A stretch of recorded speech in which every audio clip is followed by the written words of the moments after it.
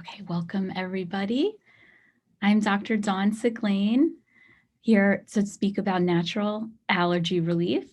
I'm a naturopathic doctor, and I'm so happy that you're joining me here today. So what I'm going to do is share the screen so everyone could see the PowerPoints.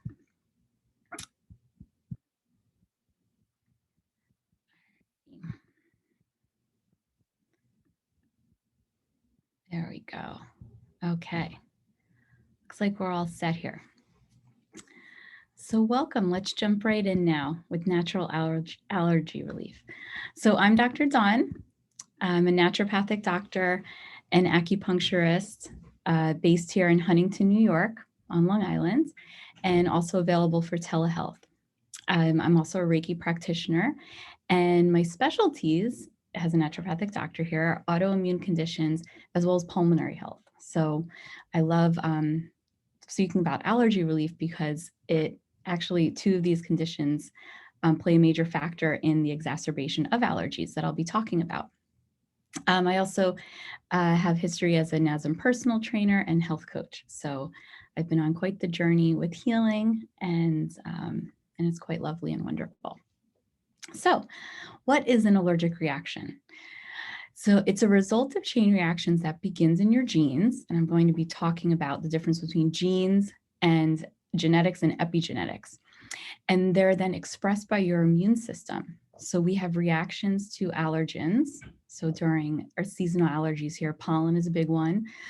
Dust can be a factor, some foods, pet dander, mold, even jewelry, cosmetics, anything that you're putting on your skin. You might be reacting to a certain ingredient in it.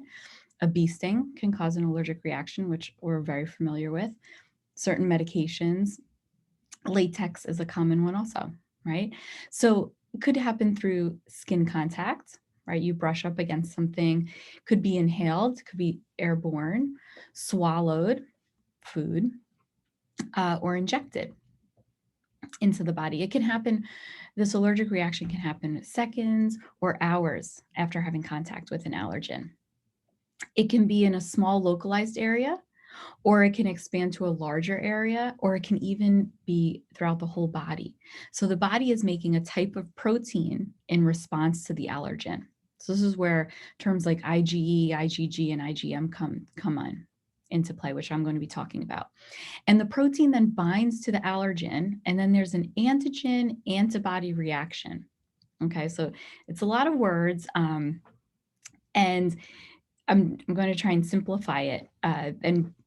But everyone who's experienced allergic reactions, this is how it's manifesting in the body. So don't get too caught up with all the terms. And then there's something called histamine release. So there's these chemicals, the main one is histamine, we're familiar with that, the release that causes these inflammatory symptoms of allergies. And sometimes symptoms might be worse than others, and sometimes people experience them at different degrees. So I'm going to be talking about how we can really calm down our reactions during the season. So there's 4 different types of allergic reactions. So there's type 1, which is the anaphylactic, okay? And so there's IgE antibodies produced by the immune system in response to the allergen. And then I was talking about these release of histamines and other chemicals cause this inflammation, right? We're familiar with it. Sometimes it's swelling. We might have a hive. We might get swollen parts of the body.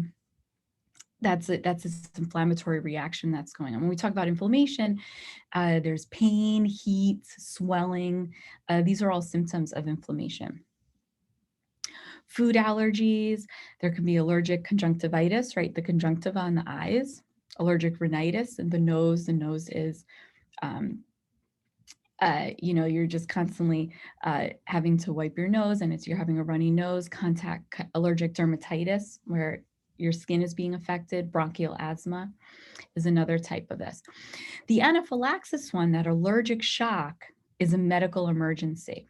Okay, so what I was talking about before, sometimes there's mild symptoms with this type 1, but when it's that allergic shock, it's a medical emergency, because you can have respiratory failure where it's difficulty breathing, especially if you're getting the swelling around the tongue and the mouth there, You feel like your throat is closing up. Your blood pressure can get very low, and the skin, you can get a bluish skin. So you really want to be aware if you do have an anaphylactic reaction and you have this anaphylaxis, this allergic shock, because it is a medical emergency.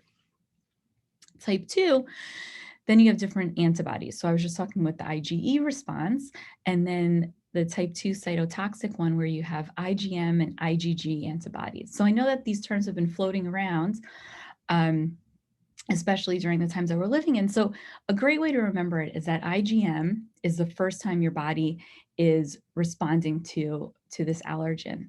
And, it could come in forms of bacteria, viruses, right? We can have these IgM reactions. And IgM is like, nice to meet you, right? So your body is first reacting to it. IgG has been around for a while. You've seen this allergen before. The body's reacted to it before. With this type 2 reaction, it activates something called the complement system in our immune system. And there's different types, like an autoimmune hemolytic anemia, or different types of ways that our blood cells can be affected. And then type 3 is immunocomplex. Again, these IgM, IgG antibodies react with the allergen, and then our immunocomplexes, which are also called antigen antibody complexes, react. So where the body is reacting against itself, its own tissue, and a common one with this is lupus. And then the type 4 is a cell-mediated or a delayed type. So the other three I just talked about, you're going to get those more immediate reactions within 24 hours. This type 4 one is more delayed, and it occurs after the 24 hours post-exposure.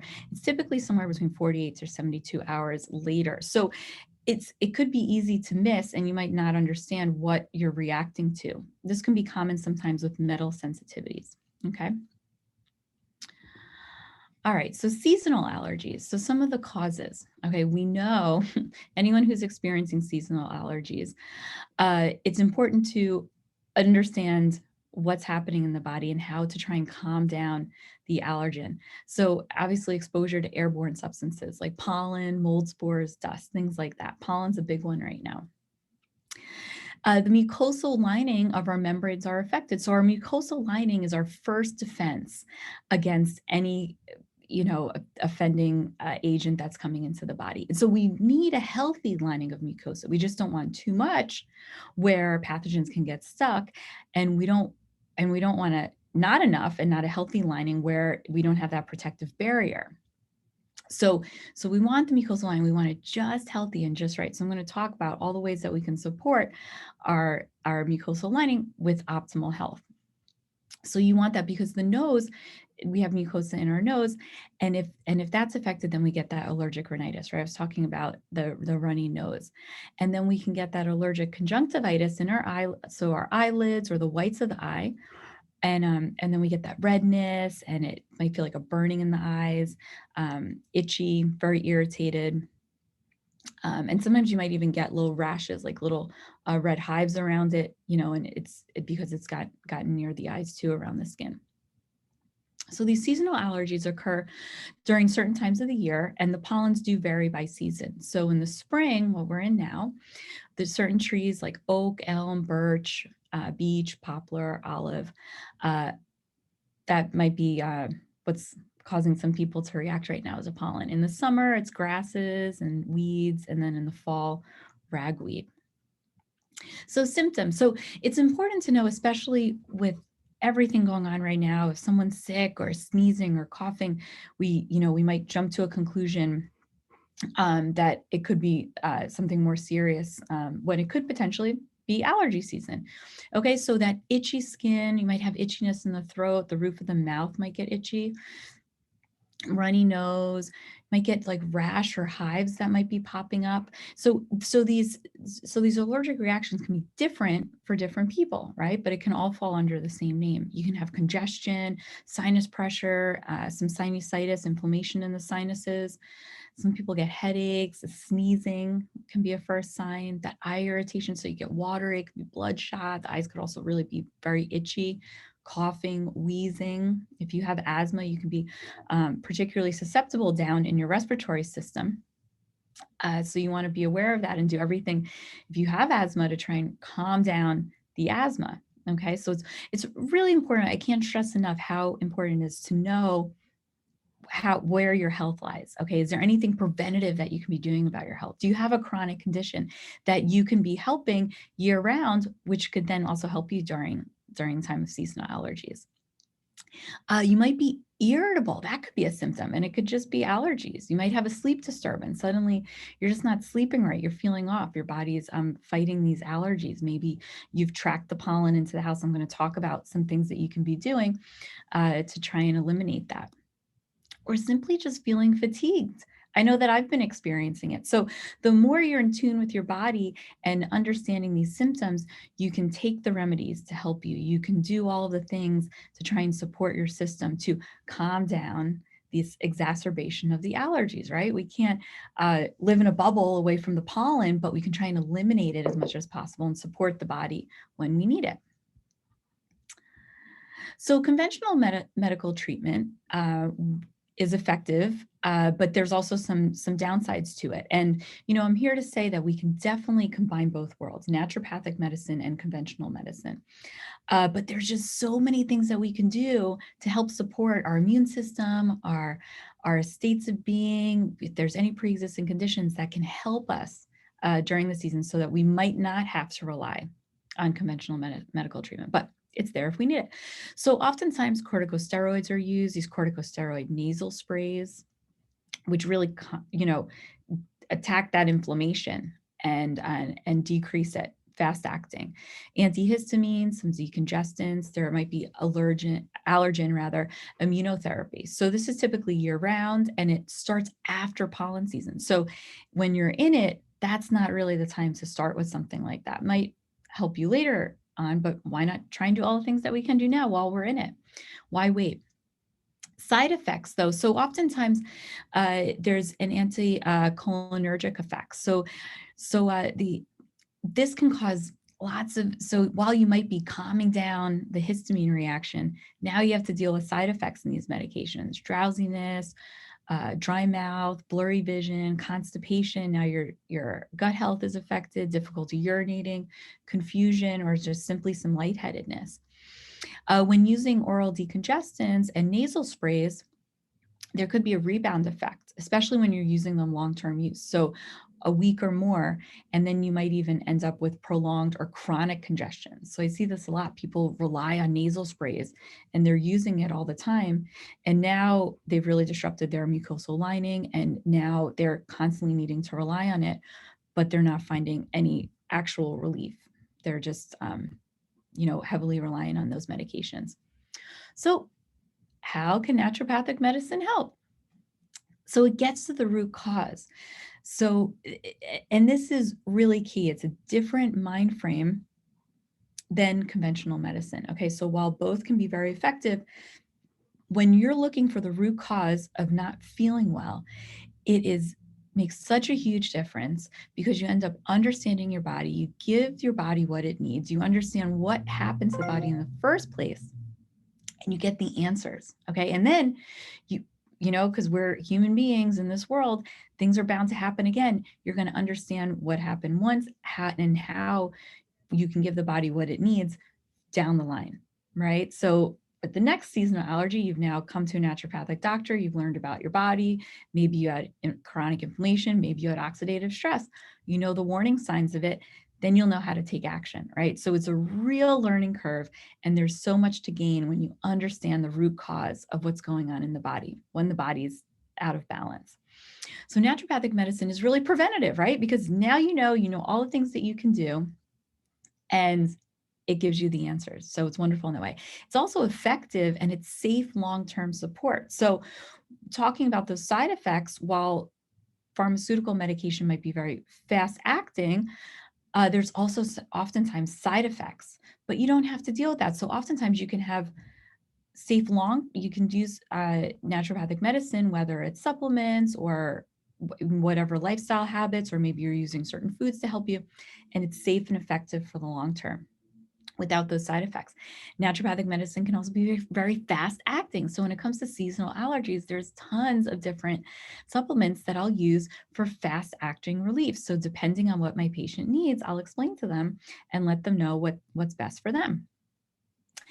So to backtrack a little bit, when I was talking about epigenetics versus genetics, this is so empowering. And I really want to drill this home because it's not all about the genes, okay? Every person has a unique biological makeup, yes, and genetics, it's food can be information for genes. So this is why nutrition is so huge, okay? So every bite we take, we're really affecting our genes and our genetic makeup. And we have the ability with our food choices, with our healthy habits and our lifestyle choices, whether they're good or bad, with the supplements, everything that we're ingesting in our body, to turn on or off genes. So it's not just about your genetic makeup and what you might be predisposed to, because you can easily keep those bad genes turned off, get the good genes turned on.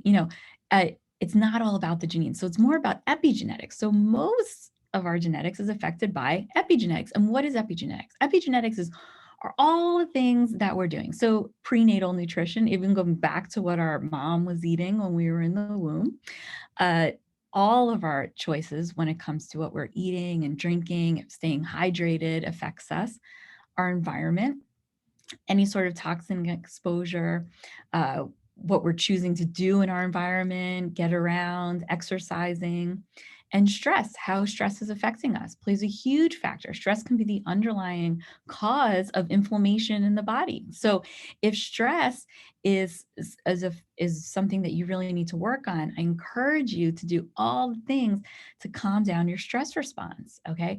Cortisol, is there, it's our stress hormone, and it wakes us up in the morning. And we also need that sympathetic nervous system response to survive, right? It's our fight or flight, and we need it but we don't always need to be in that mode. We need to really thrive as humans in our parasympathetic nervous system mode, which is our rest and digest. And that's where we're able to have clarity of thought. We're focusing on our breathing, we're sitting down and relaxing, eating a meal. We're able to communicate properly with our loved ones or our coworkers. If a stressful event does happen, we're able to process it a little bit better because our stress response isn't so high, right? We're tapping into our parasympathetic nervous system. We're getting the adequate amount of sleep that we need. We're eating all the foods that we need. We're taking care of our bodies. All these things are really important. If you can keep the stress to a minimum, and you're going to have your body is going to benefit in so many ways. Your health is going to benefit in so many ways. And your inflammatory response can be better. And the way that you manage seasonal allergies can also benefit. So it's a real trickle down effect. So naturopathic medicine, it understands how to calm down this exacerbation of symptoms during allergy season.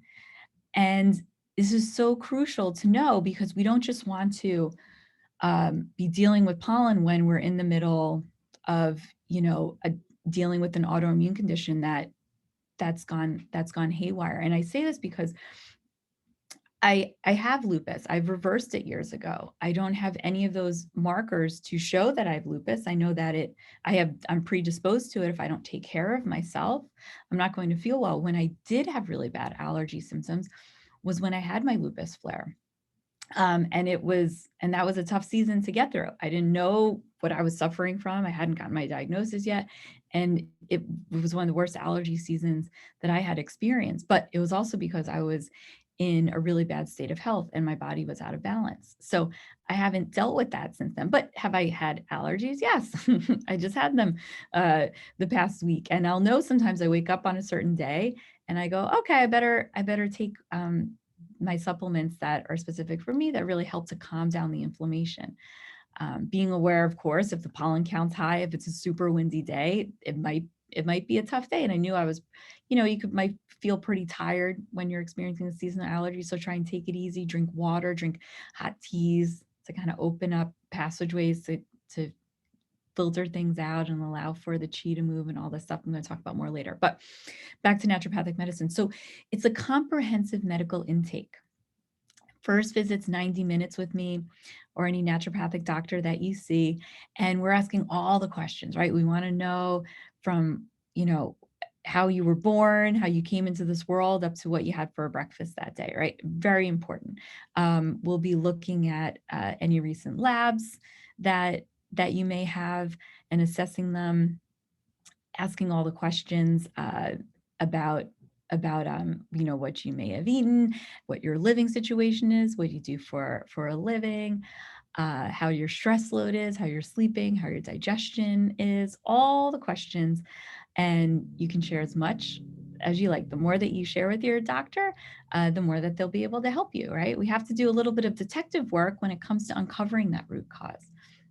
So there's a lot that we can decipher and that we collect during that medical intake when we're talking to our patients, getting to know them. And there's two major factors. So when it comes down to the symptoms, when the exacerbation of allergy season, we want to know, do you have chronic inflammation? And what is the load? Is there oxidative stress? Do we have to decrease that and reverse the oxidative stress? Must decrease both of these, right? If there's any level of chronic inflammation, if there's any oxidative stress, we have to decrease both to achieve optimal health. Okay, optimal health is when you have vitality, the body's in balance, and you are free of this inflammation and this oxidative stress. Okay, you feel good. You know when the body's in balance, you know when you feel good, and you can get back to that. So people who have been sick for a long time, you might be listening to me and might be saying, I don't see a way that this can happen, but it can. Okay. And I promise you that it can. When we identify what's going on in the body, and we bring the body back to balance, give the body the nutrients that it needs, you can reverse these two major factors that are affecting the body. And that inevitably will make it a tougher seasonal allergy season for you. So we need to discover the root cause and the imbalance in the body. And that's what naturopathic doctors do. And in your naturopathic health plan, so after the first visit, and after every visit, we'll be building on it, there's specific recommendations just for you. It includes nutrition, lifestyle habits, so all the healthy habits that you can be doing every day, supplements if needed. I also I make custom supplements, so sometimes that's much easier for patients to reach for one bottle. Might be capsules, veggie capsules, or a powder, whatever's easier for patients. Sometimes with my pediatrics, they like to have the powder. It's easier for the parents to put that in their food or a drink. So, whatever suits you. And then I also work with something called daily affirmations. So it's a great way to work on emotional health, mental health and well-being, and empower you to feel your best. So pertaining to whatever might be going on in your life, what's the most important thing that we might be working on that might be standing in the way of achieving optimal health, something that's just going to empower you and help you. And I love referencing, there's a wonderful woman, Louise Hay, who created daily affirmations, a reference book, or if something comes to mind, well, I'll share it. So if that pertains to one of my patients, I might use that. And it's a great tool to use. It's very uplifting. And then also, I was trained in traditional Chinese medicine. So as an acupuncturist, using acupuncture is always a great way to help during allergy season. So a great way to open up the sinuses, some drainage support.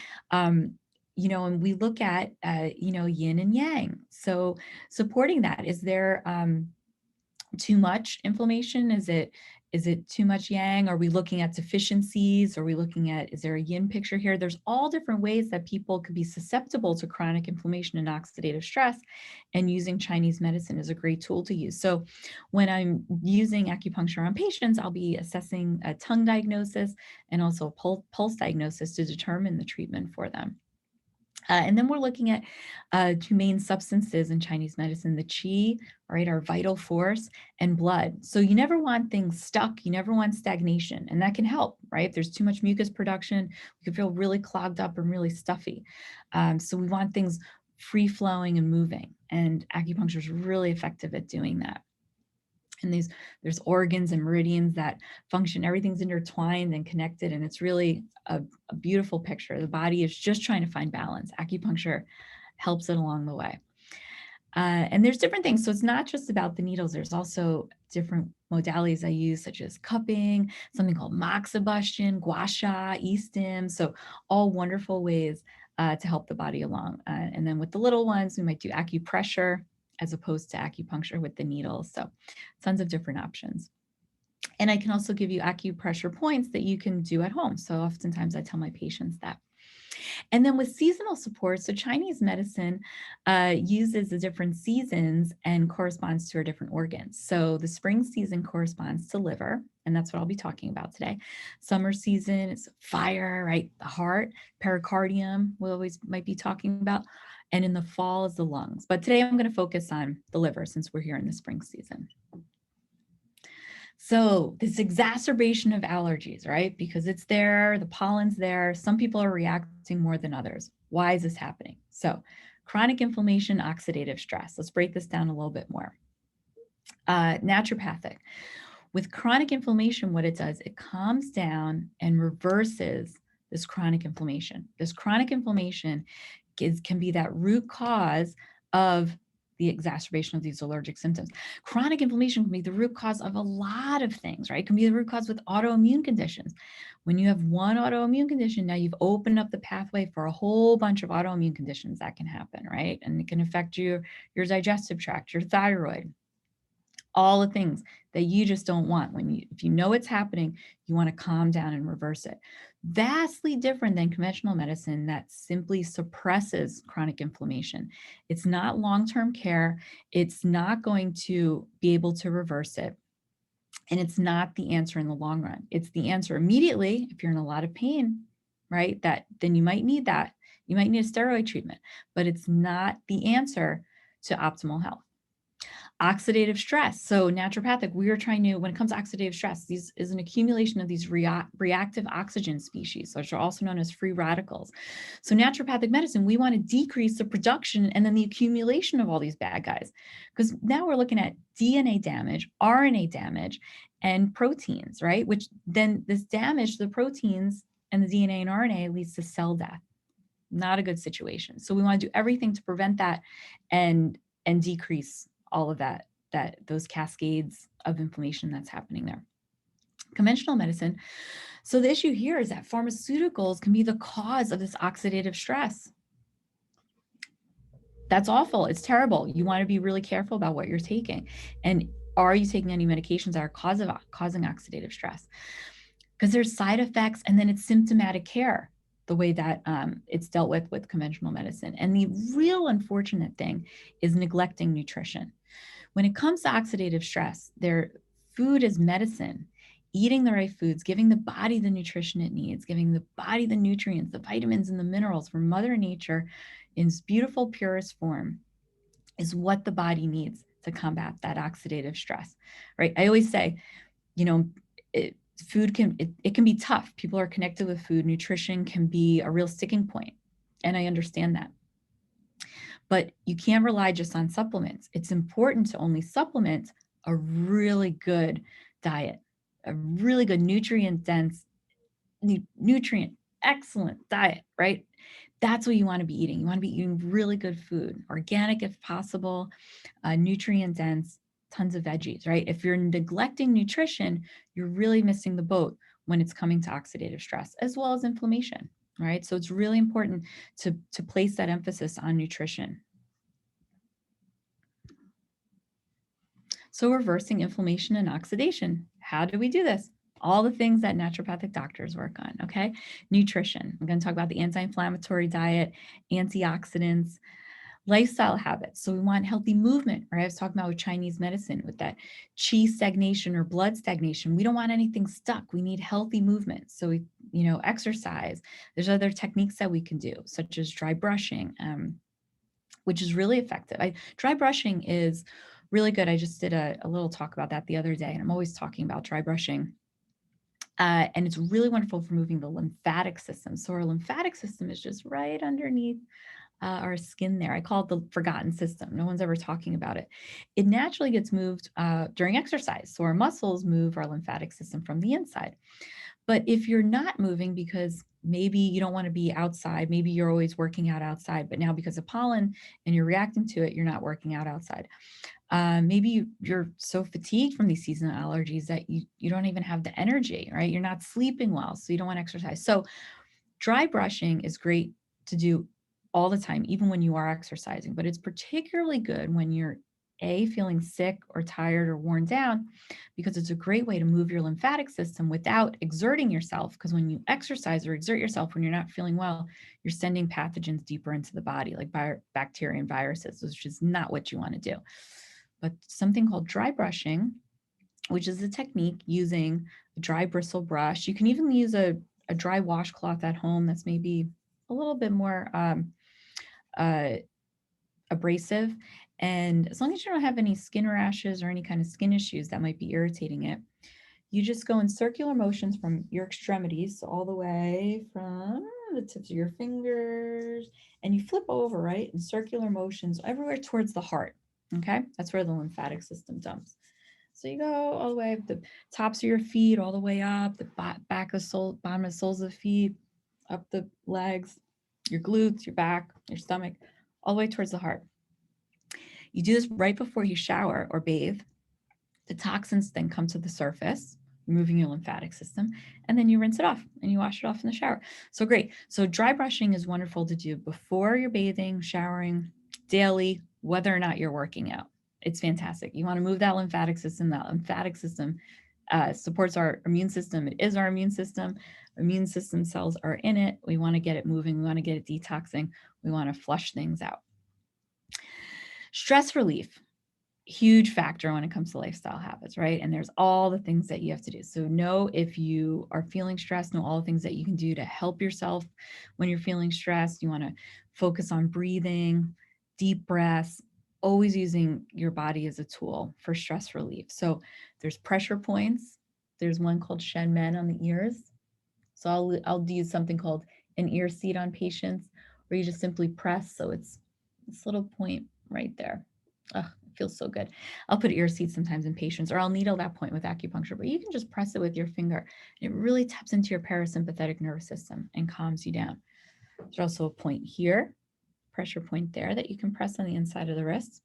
It's called PC6, pericardium 6. Very nice and relaxing. You put 2 fingers like this on your wrist, and then right there where the 2 fingers end, is where you press.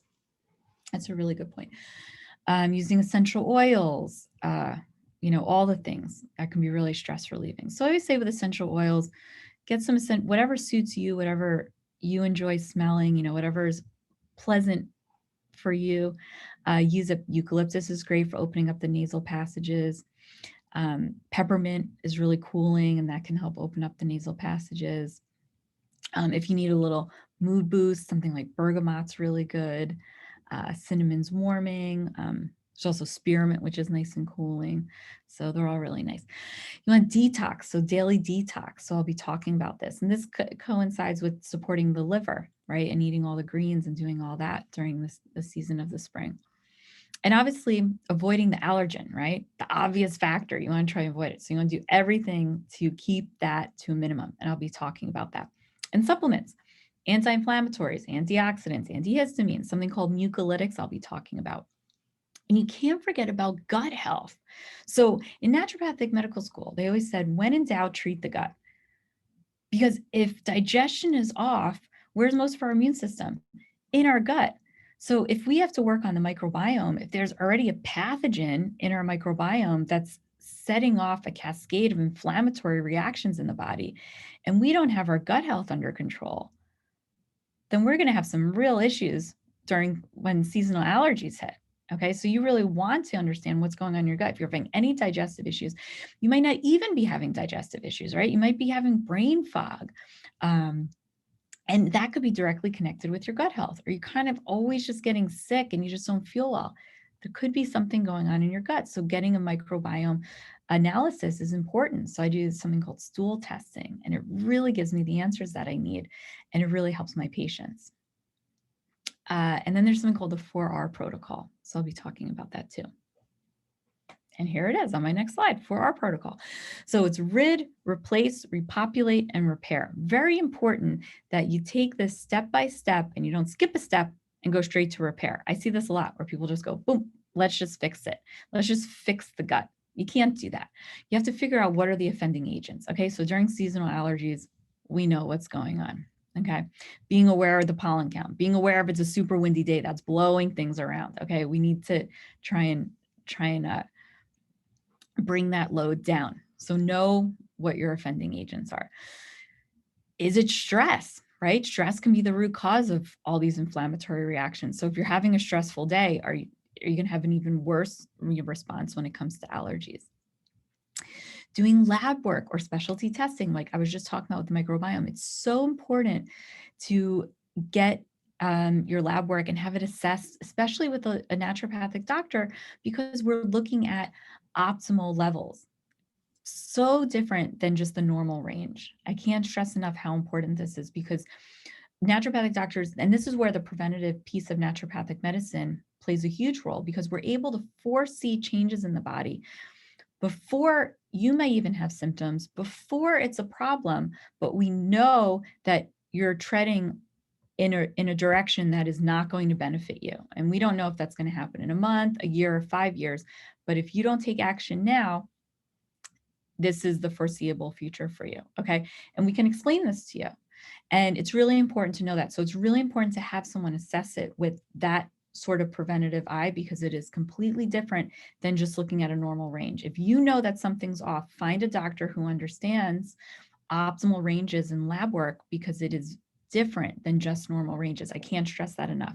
And the specialty testing is really helpful. And that if it comes to gut health, you really have to get your stool analyzed. And the information from that is very valuable.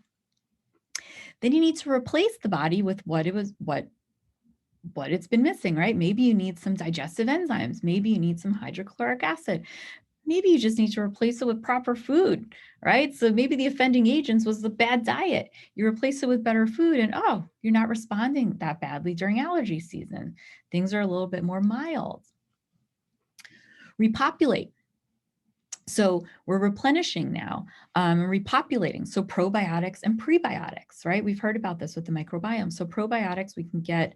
I really recommend taking the proper supplement. And this is also where the stool testing comes into play, because I can't tell you enough. People are just shooting in the dark and taking any probiotic. But then we do a stool test and, oh my gosh, the probiotic they've been taking was actually contributing to dysbiosis in their gut. So you really want to be taking the proper probiotic for you. Sure, maybe fermented foods could be helping. Maybe they're contributing to the problem. You really want to know the answers to that. And prebiotics, what's prebiotics? Fiber. And that's what feeds the good bacteria in the gut, which are those probiotics. So you definitely want to be having enough fiber in your diet. Repair. So how do you repair? Micronutrients, soothing teas, soups, supplements. There's, some wonderful herbs that can really help you to then repair that gut lining. And now your immune system is under control. Your immune response is under control. You're going to be feeling good if we follow this 4-hour protocol. So nutrition. What is the number one inflammatory food? I wonder if I can see the chat box here, if anyone wants to say it. Let's see, I don't think. Okay, I think I'm here yet. So if anyone wants to share in the Q&A, right, or there's a chat room too. Let's see if anyone wants to pop up in the chat room. We'll see if that comes up. What's the number one inflammatory food? Does anybody know it? If anyone's listened to my talks before, I'm sure someone's going to know it.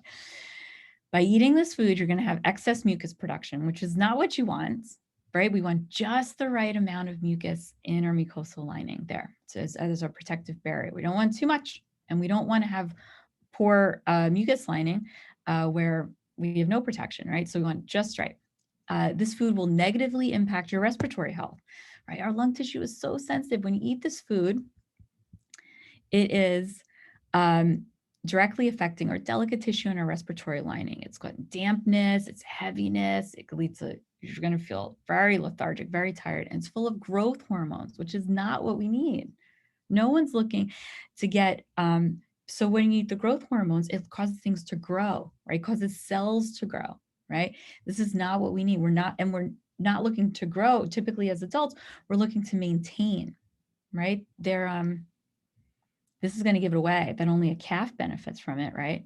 So why are humans eating this food beyond breast milk during infancy when it's indicated? Okay, so I think I've given it away. Thank you, Julie. Julie wins. It is dairy. Yeah. So it's really mind-boggling. I'm telling you this because it is life-changing, especially if you have asthma.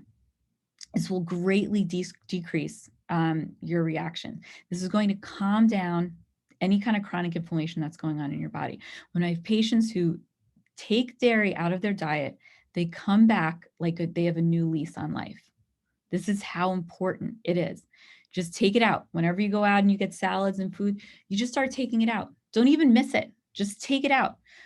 It's not actual nutrition. It's not food. Okay. We've been misinformed about it. It's been marketed to us in a certain way. Now, I will explain this to you because I don't want to be such a tough cookie about this, but I am quite a tough cookie about this because I know how good you're going to feel when you stop eating dairy. But I'll explain this to you. And I think this really helps when people understand why they're eating these foods, why they want to eat the foods. So dairy, it attaches to opioid receptors. So it has a pain relief effect. Okay. Aha. So what's going on? So when you eat this dairy, this cheese, whatever, goat cheese, sheep, I don't care which other mammal you're choosing to get it from. But typically, we're talking about, from the cow, but, we're also goats and sheep here. So any of the cheese, this dairy that does not come from humans, it attaches to these opioid receptors. So it's a pain relief. So now you have to think, why is this feel, but it has this pain relief, but then what does it cause? It causes more inflammation. So you end up just feeling worse. This is not the answer, folks.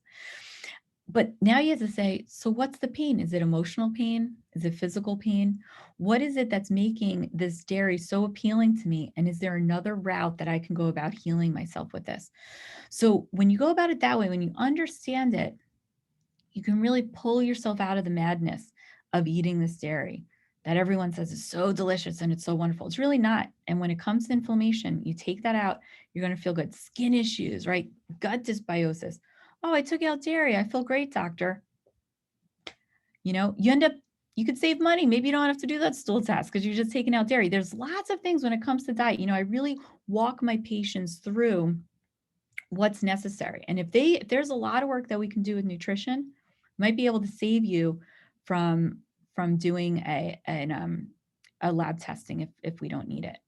But if you're already having optimal diet and we have to do it, or regardless, I walk through patients, I let them know what they need to do. But if you cut out dairy before you come to see me, it's going to help you in the long run. But if you need help with that, that's what I'm here for, right?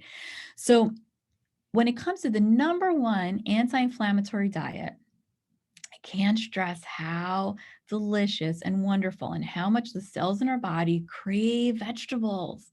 The more you eat, the more you love them. Okay, so a plant-based diet is right up there, numero uno on the pedestal, the number one anti-inflammatory diet. Okay, so if you're just not eating enough vegetables, just start eating the rainbow. That's what I say.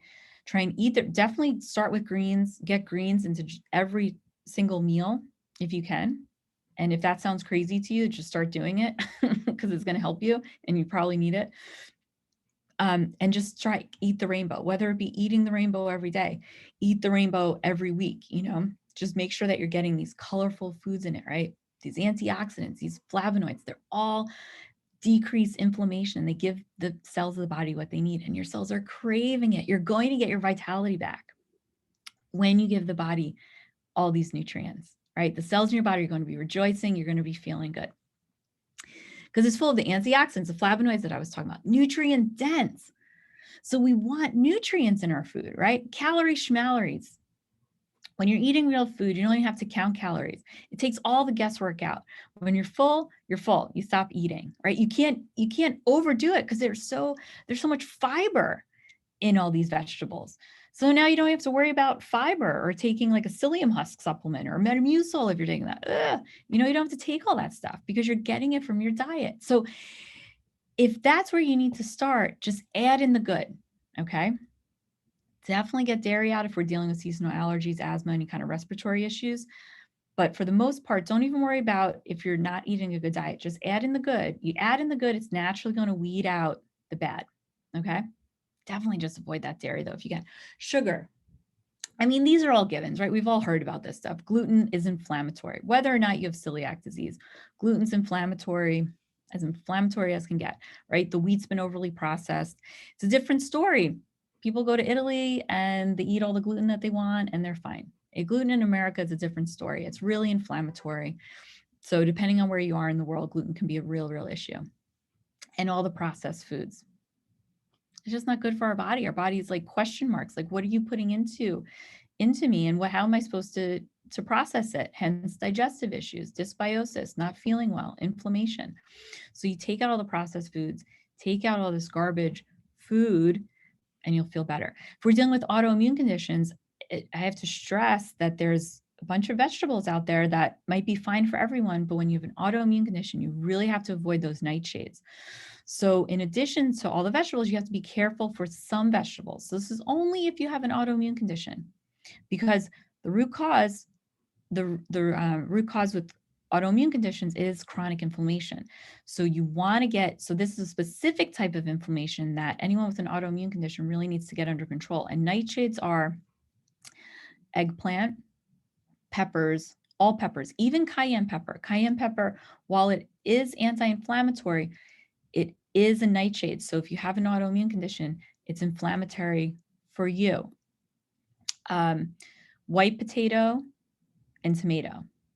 So did I say them all? I got one off on tangent. Eggplant, tomato, pepper, white potato. Okay. Sweet potatoes are okay. Black pepper spice is okay. And there's a few outliers. So things like goji berries, ashwagandha. So people are taking ashwagandha a lot. I see this a lot. My patients come in and they have autoimmune disease and they all want to take ashwagandha. It's a nightshade, folks. If you have an autoimmune condition and you've been taking ashwagandha, which is touted as the king of all herbs, and meanwhile it's a great adaptogen. It has many benefits. It is a nightshade. And if you have an autoimmune condition, it is most likely making your chronic inflammation worse. You have to be careful. So when autoimmune diseases, make sure you're going to a practitioner that understands how the body functions and what foods are good for you when you have an autoimmune condition, okay? All right. So you must hydrate. The cells of our body were mostly water. The cells of our body are thirsty, so drink adequate water. The rule of thumb is to drink half your body weight in ounces of water. So if you're 120 pounds, for example, you want to be drinking 60 ounces of water. Good filtered water, no plastic water, folks. Foods high in quercetin. I'm going to talk about that later as a supplement. So naturally, you can get quercetin in onions and apples. So if you can handle those foods, go for it. Herbs and teas to open up the nasal passages.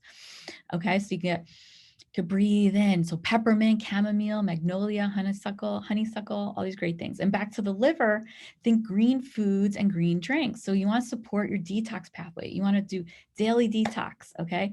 I'm a big fan of this. I'm always talking about it. We're hit with a lot of toxins all the time, and we're busy people on the go. So we're not really just sitting around, able to drink water and do a major cleanse or a detox. But if you are able to do that, go for it. But if you're not, if you're always on the go, you want to think daily detox. Eat as many greens daily as possible. Dandelion greens, I love them. You can also get dandelion tea. Arugula, sprouts are delicious. Dark leafy greens, all these good guys. So many good foods. I could go on and on about. You can tell I love my veggies, right?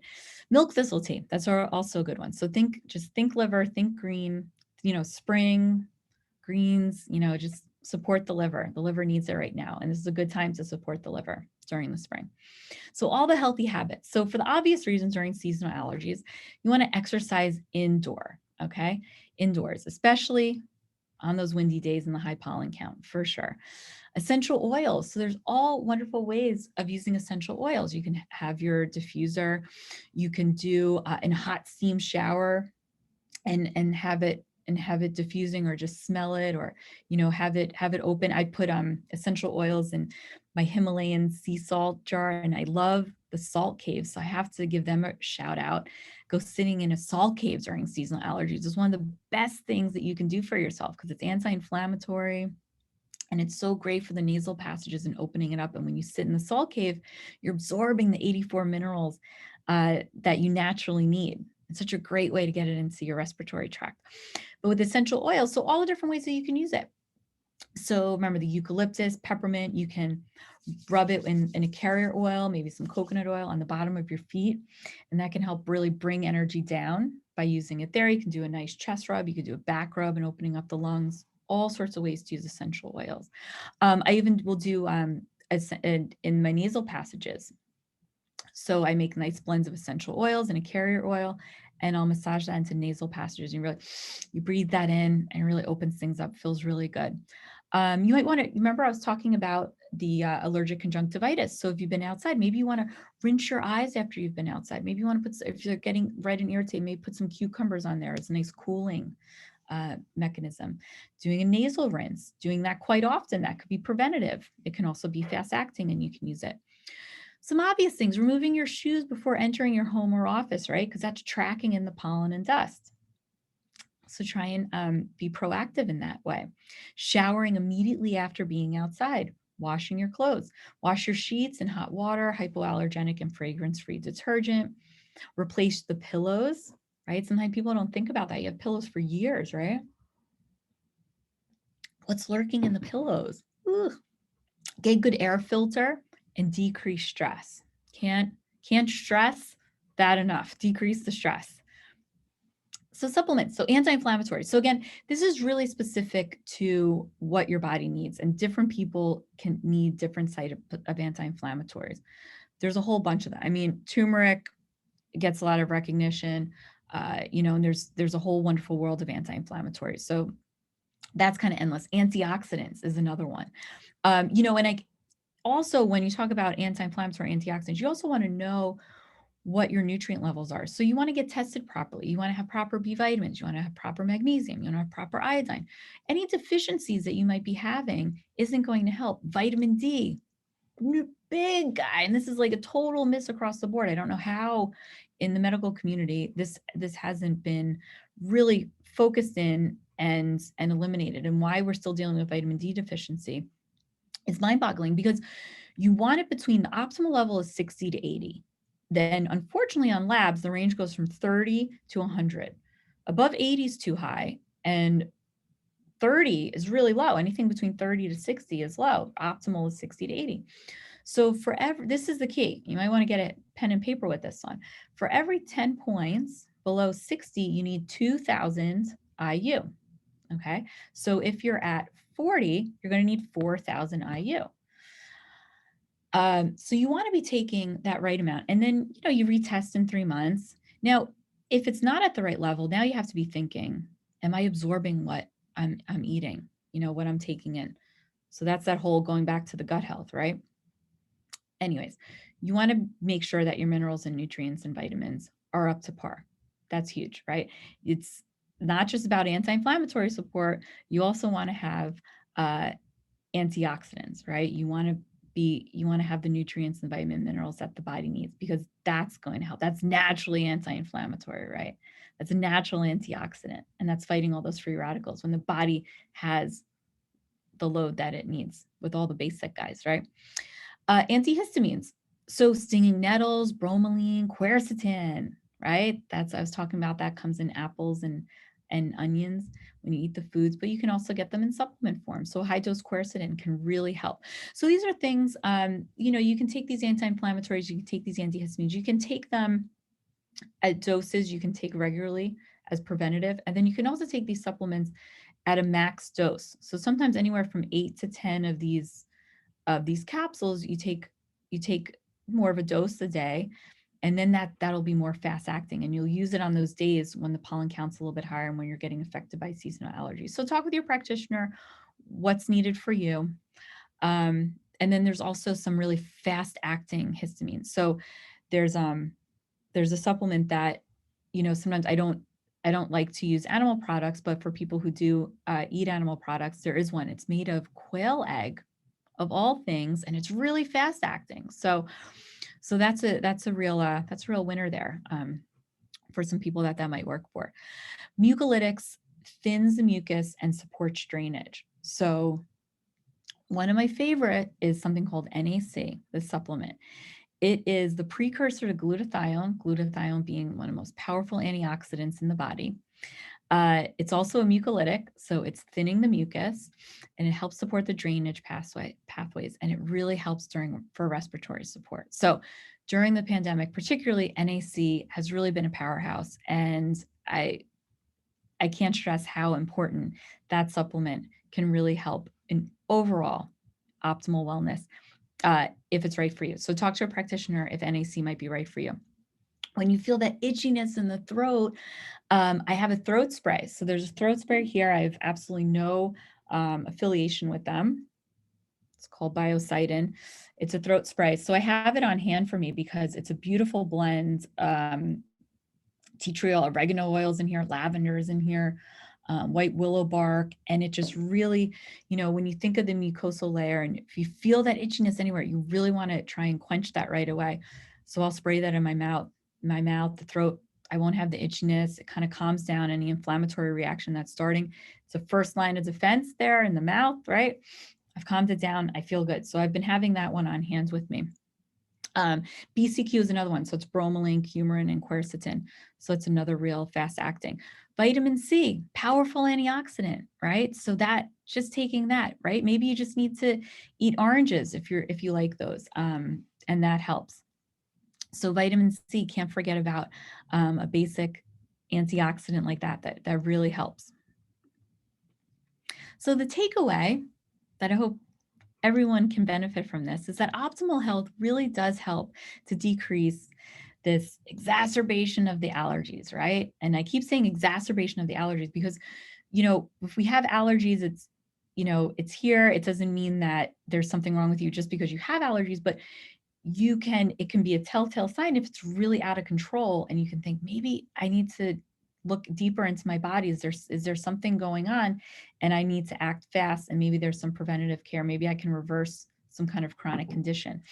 But allergy season is here. The pollen is here. We have to work in the world with it. But if you can get a handle on it and try and decrease how the body is going to react to the allergies, you're going to feel much better.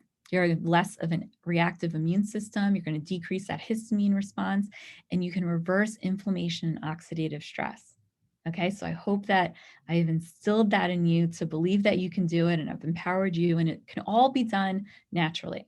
And naturopathic medicine is individualized medicine for you. Okay, so thanks for joining me. If you have any questions, I'm going to open that up now. Feel free to follow me. I'm on Instagram at drdawnnd. You can also follow my Facebook page, which is also drdawnnd. Feel free to email me. If anyone wants a 10-minute consult with me, I'm open to that too. You can give a call, shoot me a message, and we can schedule that. And you can ask me any particular questions that you might have about naturopathic medicine, seasonal allergies, personalized support for you. So let's see, I'm just going to open it now if anyone has any questions for me.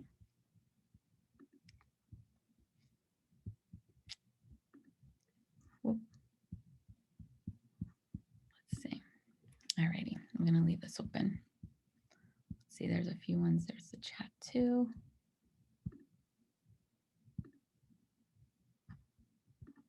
Okay. All righty. Well, if you think of any questions, feel free to reach out. And I thank you all for joining me today. So I hope that this helps alleviate any symptoms during allergy season. And I hope that you're able to share some of these tidbits, maybe with some loved ones or friends and family that might benefit from it. And I'll be sharing this on my YouTube page. And I just thank you so much for joining me today. Have a great rest of the evening. Bye now.